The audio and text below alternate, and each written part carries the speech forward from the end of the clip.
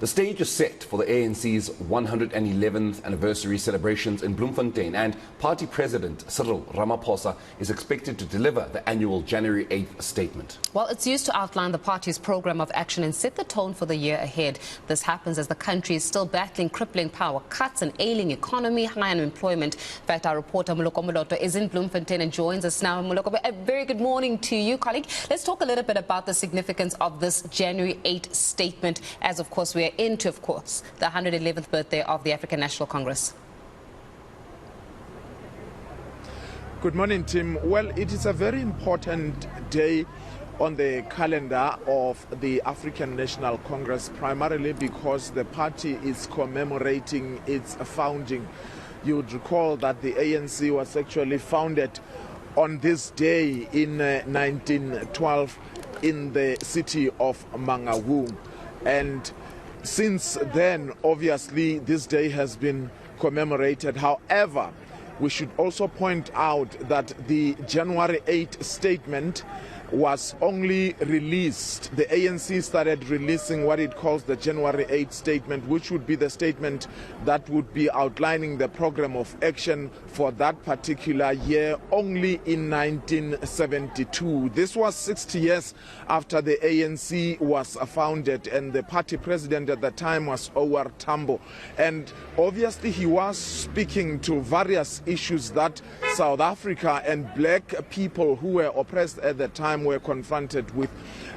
In his statement, one of the points he's raising actually was that at that time the enemy of black people is the white man at that time. Obviously, so many years, and the ANC being the governing party, the challenges would be completely different now. But since the inaugural January 8 statement of 1972, from 1973 to 1978, the ANC did not release the January 8 statement. They only started releasing again in 1979 to date, and every year we continue to see the ANC president reading out that statement that's been written by the National Executive Committee and giving a line of march to the rank and file. So now it's happening just a few weeks after the election or the re-election of Cyril Ramaphosa as the ANC president. The significance, therefore, is that he will obviously be setting the tone for this year, and obviously kind of like giving an idea of what the priorities for the ANC in the next 5 years would be. Gathered here in this hall, you are the forward brigade that is expected to explain to the youth what the ANC will do for them. It does not mean that because we are in power you cannot occupy the streets and lead the struggles of young people. Comrades, the struggle is not over, the struggle continues. When the ANC agreed to autonomy of the Youth League, it was not delivered on a silver platter. You must defend it. We suffered for defending the autonomy of the ANC Youth League. The autonomy of the Youth League does not mean a state of total independence. We understand that correctly. But autonomy allows you to think and to be revolutionary and to be militant. Not this youth that is frog-marched by leadership and carrying out instructions.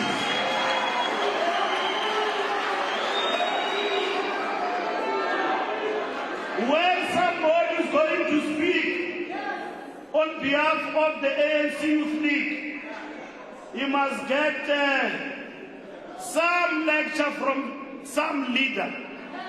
And the only role of the ANC Youth League is to marshal branches to vote for a particular leader. The ANC Youth League role is to challenge the ANC with ideas. So one of the things, of course, Moloko, that we've put in our intro is that we are dealing with an ailing economy.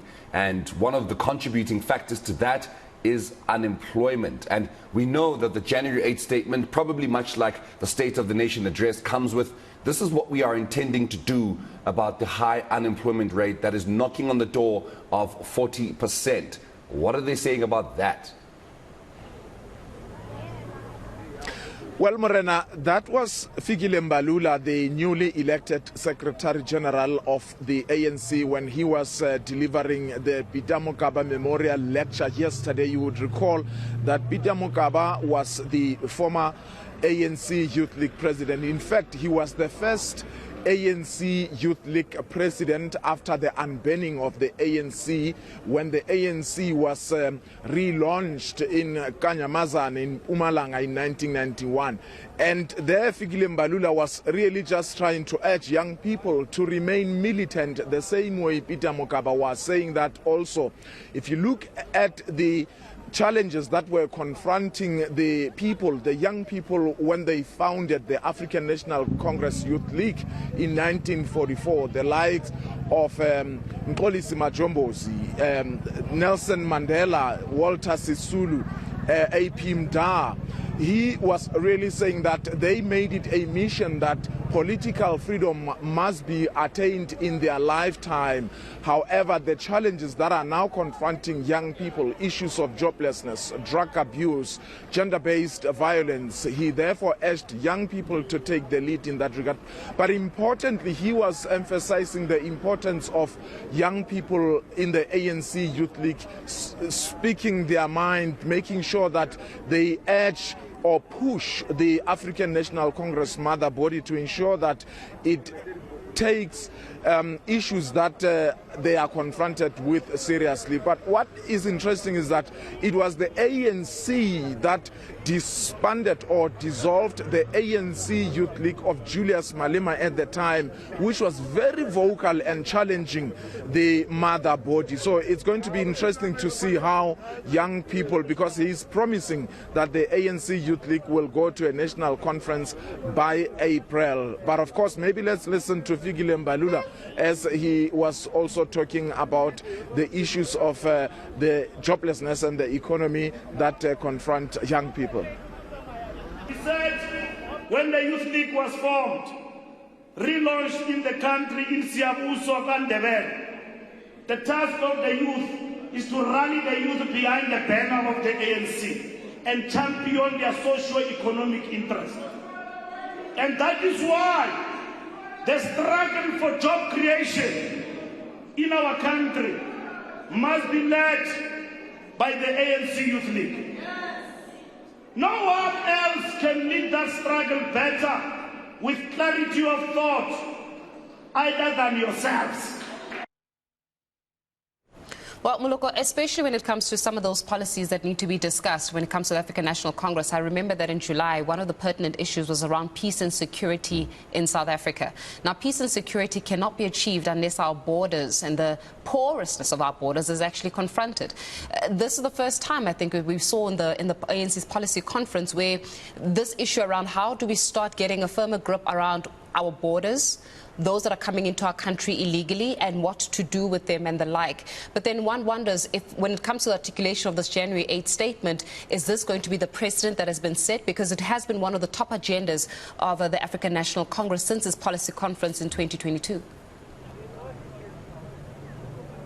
Well, absolutely. That issue is pertinent.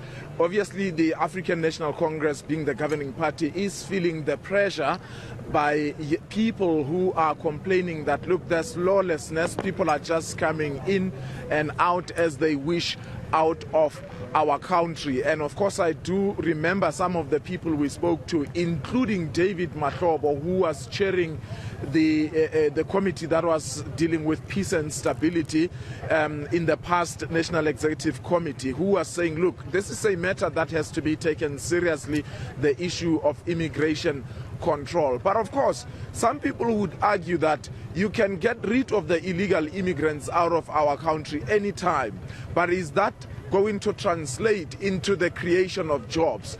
Are the illegal immigrants even taking the jobs from South Africans? Because some people would argue that actually a lot of them are even engaged in businesses. They create job opportunities. So that is certainly going to be a talking point. And of course, we have seen the government also trying to tighten its control over immigration. They have launched a new board which they say will be working to man our particularly problematic points of entry. They've started on the Zimbabwe-South Africa border, and we saw yesterday the Minister of Home Affairs. He was meeting with his Lesotho counterpart. So the issue of immigration is certainly going to be top on the agenda, but there's a plethora of issues. We must certainly not reduce this to one problem. Issues of joblessness, issues of crime in general in the country. And we obviously have seen how some people have even lost hope in the government's ability to fight crime, gender-based violence. The president certainly has to speak about that, because we continue to see the continuation of this sketch, the abuse and the killing of women and children in particular. Now, I mean, Moloko, as we are dealing with such matters, which are very top of mind, they are, at least I consider them, a pandemic. That's GBV. We're also dealing with GBV in the dark. At the moment, there are people who are unable to watch this conversation between yourself and Faith and I, because they're sitting in stage 3 blackouts. I mean, that needs to be solved itself. They speak about how they're realizing the urgency with which they need to deal with load shedding. But exactly how urgent do they find this problem to be? Well, the ANC is certainly aware that the issue of load shedding is a problem, and in fact they are even acknowledging that it can actually even sway the votes come 2024. So they are irritable. I mean, the likes of Gwedemandashe have also expressed themselves along those lines. Now, we know that government is currently implementing what is called the Just Transition Energy plan, investment plan. So essentially there is an attempt to move South Africa's reliance on coal so that we can now utilize the so-called renewable energy instead of coal, and also reduce the emissions, greenhouse emissions. So in other words, that process is underway already. In October, the cabinet, which is chaired by President Cyril Ramaphosa, endorsed that $8.5 billion plan that is going to be funded by the Western countries, coming in the form of loans. We also told in the form of grants as well.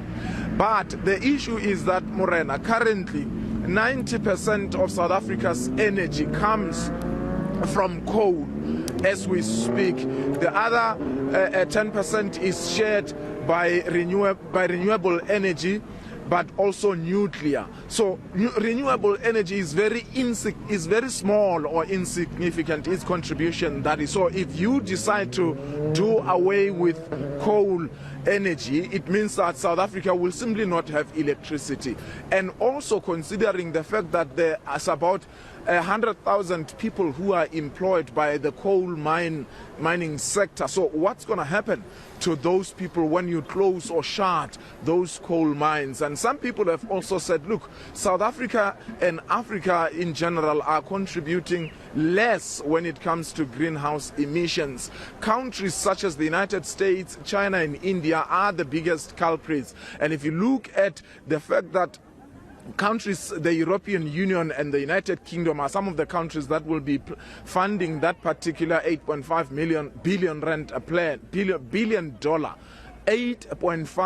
billion plan. The very same countries in Europe are buying coal from us. Germany, for instance, is buying coal from South Africa so that they can prop up their economy. The United Kingdom only in December approved the reopening of a coal mine. So there are some people who are saying, look, these countries are speaking in folk tongues. While they want South Africa to close the coal mines, they are using our coals. They are also reopening their coal mines. So that certainly is going to be the issue. We have heard, for instance, from the Limpopo PEC saying that, look, they basically don't support the idea of closing the mines. They would rather support a mixture of these two. Of course, the ball is rolling now. The horse has bolted. As I said, Cabinet, that is chaired by President Cyril Ramaphosa, is moving towards closing these coal mines. Perhaps we may not at this point in time have the timelines, but this inevitably will happen. Coal mines will be shut at some point, and we will be relying mainly on renewable energy. But at this point in time, we're dealing with the big khoga of load shedding. We don't know when it's going to end. Yeah, you know, as you're speaking here about just certain issues that still perhaps plague the country and perhaps plague the governing party in that regard, to be able to find amicable solutions to it. Let's talk a little bit about the state of the tripartite alliance going into this January 8th statement, Moloko. We would have heard during the commemoration of struggle stalwart Joe Slovo that Solima Paila, Secretary General of SACP, did not mince his words in terms of his sentiments regarding SG Fikile Mbalula on the pronouncements of a possible cabinet reshuffle. We know that the SACP has been quite critical of the ANC many a times. Kosatu, same thing, saying that the African National Congress fails time and time again of putting workers' needs ahead of their own. Obviously, the big contentious issue here is the wage agreement that was signed in 2018 that has not seen itself materialize. I think 3% has been the offer of government since thus far. So going into this January 8th statement and the significance really of the state of the tripartite alliance, let's talk a little bit about that. Yeah, well, the tripartite alliance obviously, not only now, over the years have always been shaky. And at some point we have heard that the South African Communist Party was even mulling over the possibility of contesting the elections on its own, and that President Cyril Ramaphosa, during his opening remarks of the 55th National Conference, he touched on that to say that the alliance will have to discuss that, seriously. And obviously, if the tripartite alliance is not going to hold going forward, that will mean that you will begin to see the members of the tripartite alliance themselves pulling in different directions. You alluded to the General Secretary of the SACP, Solima Paila. He's unhappy at the fact that Fikile Mbalula, the Secretary General of the ANC, was talking about urging President Cyril Ramaphosa to reshuffle, and he repeated that yesterday. That is Mbalula saying that when the president reshuffles, he must replace the people who are sleeping in cabinet with people who will work, saying that you must work when you are deployed in cabinet. The General Secretary of the SACP is unpleased at the fact that Mbalula is talking about cabinet reshuffle before that is even discussed by the tripartite alliance. But some people will say, look, Fikile Mbalula is the Secretary General of the ANC, which is the governing party. The SACP is not the governing party.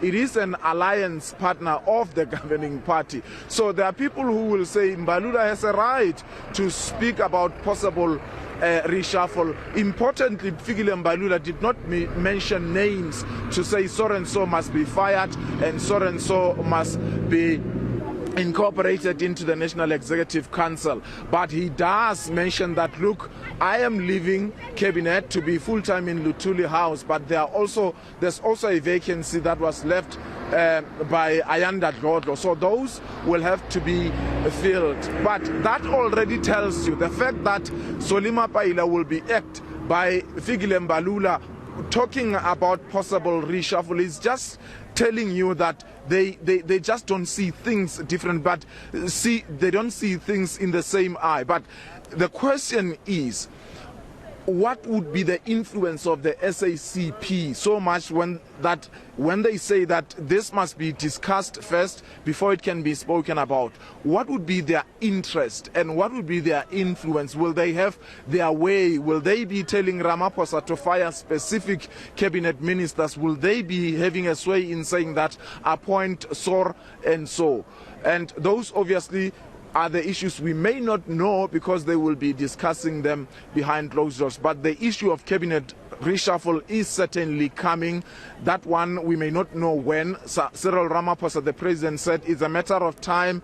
Wait. So Mbalula is also mentioning that people must work when they are deployed there. So it is certainly going to happen. We obviously are waiting in anticipation to see how it's going to be reconfigured.